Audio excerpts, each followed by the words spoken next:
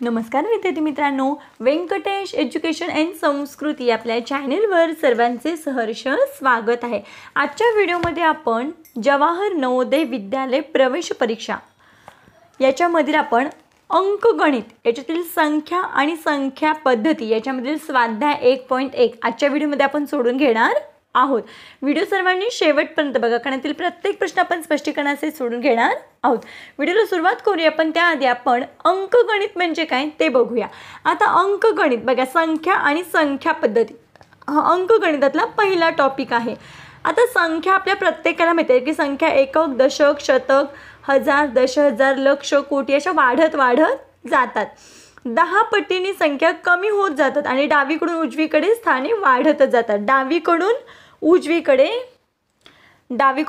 संख्या 10 पटीने कमी होतात आणि उजवीकडून डावीकडे 10 पटीने वाढत जातात। हे आपल्या सर्वांना हा बेस तर माहिती आहे।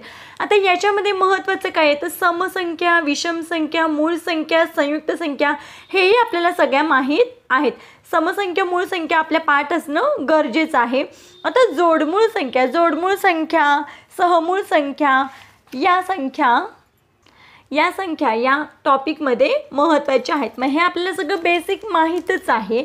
आता बघा पुढचं काय असतं तर बघा, कोणत्या संख्या 1 ते 100 पर्यंत ज्या आपण संख्या लिहितो त्याच्यामध्ये बघा एक अंकी एकूण संख्या किती आहे तर 10 आहेत, म्हणजे 0 ते 9 या एक अंकी संख्या आहेत।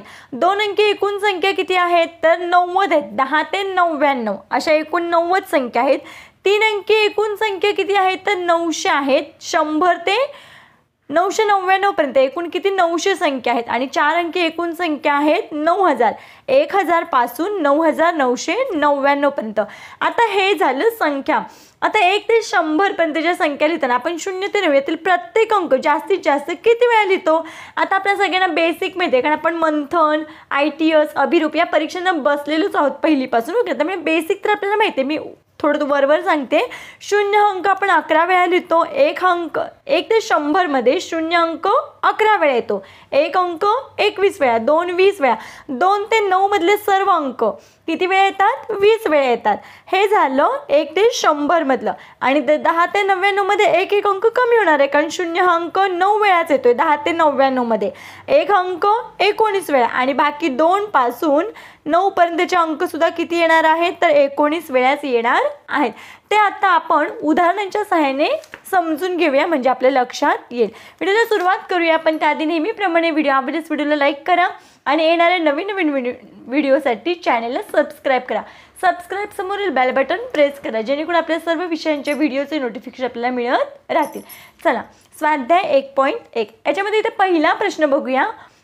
बघा, 7,53,357 ही संख्या पुढीलपैकी कोणती। आता मी वाचली तर वेगळी बघा, एकक, दशक, शतक, हजार, दशहजार आणि हे लक्ष 7 लाख म्हटलं मी। इथे 7 लाखाचा कुठे पर्याय दिसतो का तर नाही दिसत आहे। मग बघा, जरी असं जरी आपण वाचलं तरी जमते। बघा, हे 53,357 आहेत। मग इथे जर आपण 753,000 घेतलं आणि 357 तरी त्या संख्येचं योग्यच वाचन होणार आहे। मग बघा, इथे 753,357 इथे पर्याय क्रमांक 3 हे काय आहे योग्य आहे। पुढचा प्रश्न बघूया, म्हणजे आपल्या लक्षात येईल। 1, 4, 6, 8 आणि 9 हे अंक प्रत्येकी एकदाच वापरून त्यापासून बनवलेली सर्वात मोठी 5 अंकी संख्या कोणती। आपल्याला सर्वात मोठी बनवायची आणि किती अंकी 5 अंकी। मग हे अंक आधी किती आहेत मोजून घेऊया। 1 2 3 4 5 हे अंक 5च आहेत। मग मोठी संख्या बनवायची म्हणून मग सुरुवातीला येणार 9, त्याच्यानंतर 8, 6, 4 आणि मग हा 1। मग बघा 98,641। मग 98,641 बघा, इथे पर्याय क्रमांक बी मध्ये आहे, म्हणून आपल्या या प्रश्नाचं उत्तर आहे पर्याय क्रमांक बी। बघा, हे दोन्ही प्रश्न खूप सोपे होते। पुढचा प्रश्न बघूया। किमान 6 अंकी संख्या आणि कमाल 4 अंकी संख्या यामधील फरक किती। आता किमान म्हणजे काय, लहानात लहान। मग लहानात लहान 6 अंकी संख्या कोणती आहे तर बघा, ही 1 वर 5 शून्य द्यायचे। बघा, ही संख्या झाली 1 2 3 4 5 6 बरोबर ही 6 अंकी किमान संख्या झाली। आता विचारलं की कमाल 4 अंकी संख्या। कमाल 4 अंकी संख्या म्हणजे काय 999। कमाल म्हणजे मोठ्यात मोठी। मग किती हे 9,999 ही संख्या काय झाली कमाल संख्या। यामधील फरक विचारला, फरक म्हणजेच काय वजाबाकी। बघा किमान 6 अंकी संख्या म्हणजे 1,00,000 आणि कमाल 4 अंकी संख्या म्हणजे 9,999 यांच्यातील फरक विचारले. फरक म्हणजे वजाबाकी. आता शून्यातून 9 जात नाही, मग आपण शून्य खोडतो, वर घेतो. शेजारी सगळीकडे शून्य आहेत, मग सगळे शून्य खोडले की वर 9च येणार आहेत. बघा इथे वर शून्यच येणार आहेत या पद्धतीनं. आता या एकातला एक आपण इथे घेतला, इथला एक इथे घेतला, इथला एक खोडला इथे घेतला, इथला एक इथे घेतला, इथला एक इथे घेतला, म्हणजे या सगळ्यांकडे किती राहिले? इथे 9 9 9 राहिले. आणि बघा आता इथे 10तून 9 गेले, इथे बाकी आली 1. 9तून 9 गेले 0, या 9तून 9 गेले 0, या 9तून 9 गेले 0, या 9चे इथे काही नाही आहे खाली म्हणून मी इथे 9चे इथे 9. मग आपलं उत्तर किती आले?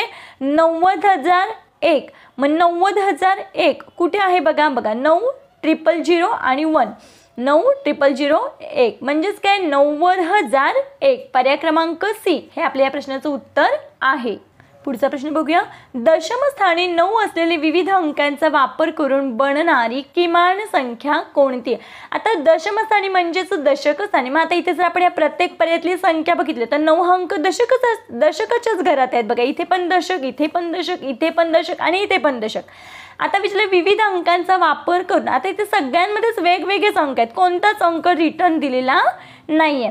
आता काय सांगितले? किमान विचारले. किमान म्हणजे लहान आणि कमाल म्हणजे मोठी. मग याच्यामध्ये सगळ्यात लहान संख्या कुठे आहे? तर बघा इथे 1092 आणि ही 1290, 2091, 2190.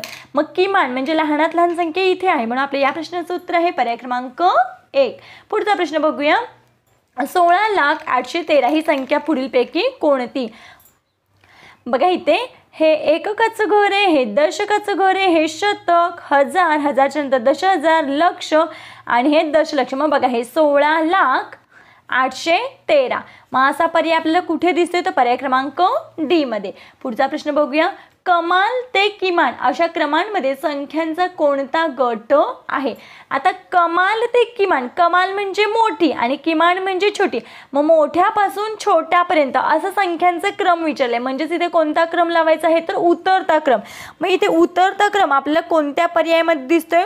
तर बघा इथे आपण पर्याय क्रमांक जर डी बघितला तर बघा इथे 82,341 ही मोठी संख्या आणि त्याच्यापेक्षा लहान संख्या आहे 81,427 आणि याच्यापेक्षा लहान आहे 63,178 आणि याच्यापेक्षा लहान आहे 13,378.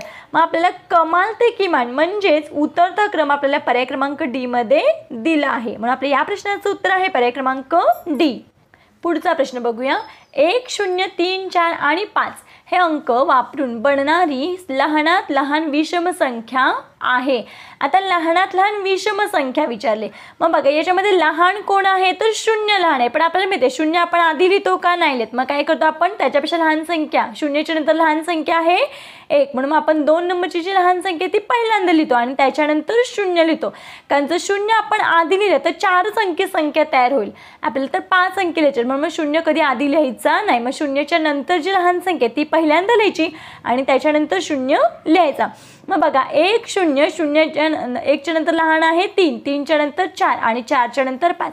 मग कोणती संख्या तयार झाली? तर बघा 10,345. मग बघा बरं इथे 10,340 पर्याय क्रमांक ए मध्ये आहे, म्हणून आपल्या या प्रश्नाचं उत्तर आहे पर्याय क्रमांक ए. पुढचा प्रश्न बघूया.